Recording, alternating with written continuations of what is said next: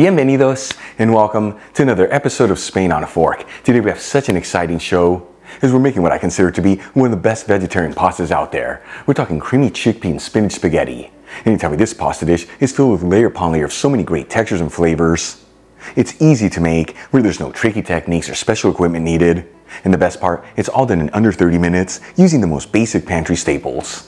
Folks, serve this pasta next to a crunchy baguette and a bottle of Spanish white wine. More specifically from the region of Alicante, you have yourself a fabulous meal. Alright, let's just jump right into this. I'm going to fill a stock pot with some water. You want to go to a little over the halfway point. Then we'll season generously with sea salt and heat it with a high heat. At the same time, I'm going to heat a large fry pan with a medium heat and add in 3 tablespoons of extra virgin olive oil, which is 45 milliliters. Important to use the good stuff here. This is the base fat of the dish and what truly brings it all together. Link where you can get the Spanish one I'm using from Biazzo in the description box below. While the oil is heating, I'm going to drain 1 can of chickpeas into a colander and rinse the chickpeas under some water. The size of the can that I'm using is 15.5 ounces, which is 440 grams. And then we'll shake off any of the excess water in the chickpeas. We'll also thinly slice 1 shallot and roughly chop 4 cloves of garlic. Then we'll move back to the fry pan. Once that olive oil is nice and hot, we'll add in the drained chickpeas, the sliced shallots, and the chopped garlic. And we'll mix the ingredients around continuously. That way they don't brown too quickly and it all evenly sautés.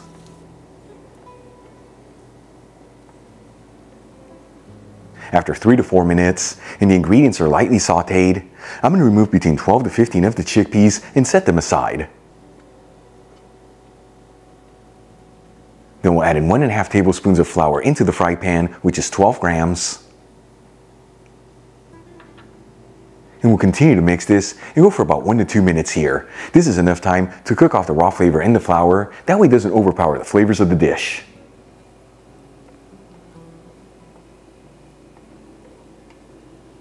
After cooking the flour for about 2 minutes, I'm going to add in 3/4 cup of milk, which is 180 milliliters. I'm using low fat, but you can also use full fat, non-fat, or even a plant-based milk. We'll also add in 3/4 cup of vegetable broth, which once again is 180 milliliters. You can also use chicken broth here if you like. 1 teaspoon of dried oregano, which is 1 gram. And 1/2 teaspoon of dried thyme, which is 1/2 gram. Then we'll season it with sea salt and freshly cracked black pepper. And we'll continue to mix this until we end up with a slightly creamy sauce.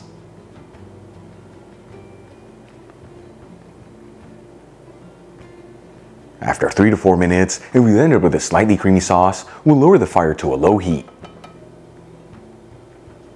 While our cream sauce is simmering, let's move back to the stock pot. Once that water comes to a boil, it's time to add in the pasta. I'm using spaghetti here, but you can use whatever type of pasta you like. I'm going to grab 8 ounces, which is 225 grams, and add it into the boiling water. You don't have to mix the spaghetti around continuously, but do it every 2 to 3 minutes. That way it doesn't stick together and it all evenly cooks. While the pasta is cooking and our cream sauce is simmering, let's get our final ingredient ready. I'm going to grab 5 ounces of fresh spinach, which is 150 grams, and roughly chop it. I'm using fresh bagged spinach here. As you know, I love this stuff because it's pre-cleaned and affordable, but you can also use frozen spinach. Just make sure it's thawed out and remove any of the excess water in the spinach. Then we'll start adding the spinach into the pan with the creamy sauce and mix it around. That way it easily wilts. And make sure you add the spinach in there in batches. That way it doesn't overflow out of the pan.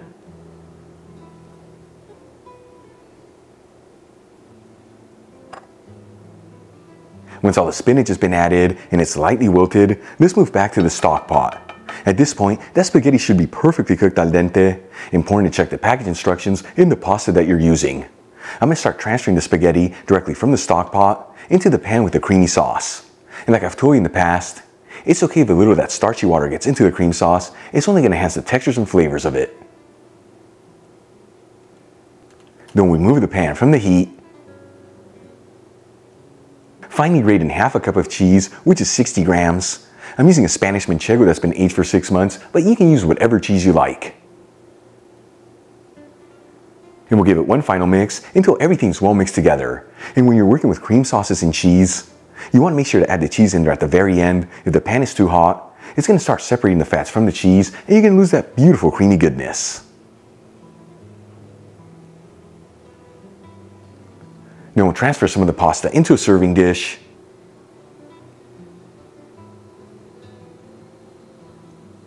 And garnish with the reserved chickpeas and some fresh parsley. Check it out, creamy chickpea and spinach spaghetti. Easy to make, beautiful presentation, and all done in under 30 minutes. Let's give it a try and see how it turned out.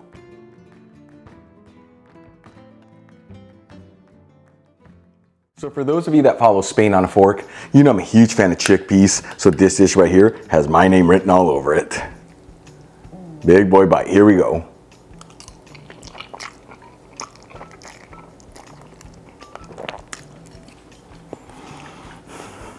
That right there is absolutely delicious. Like I told you at the beginning, one of the best vegetarian pastas out there. It's got so many great flavors. The pasta is beautifully cooked al dente. That cream sauce is so good. And of course the spinach and chickpeas giving it that lift of goodness. Easy to make, heart-healthy ingredients. Give it a try at home once you get an extra crunchy baguette and a bottle of Spanish white wine. You have yourself the best moment of your day. Really quick before I go, shout out to a couple of my patrons, Martin Giddings, Aravinda Garimea, Robert Manhan, and Hollis Helmichi. Again guys, thank you so much for being patrons of Spain on a Fork. You know how much I appreciate you. If you enjoyed today's video, hit that like button, leave me a comment below, and if you're not subscribed, don't forget to smash that subscribe button and click on the bell icon. That way you can get notified every time I release new content and to become a part of the Spain on a Fork family. Till the next time, hasta luego.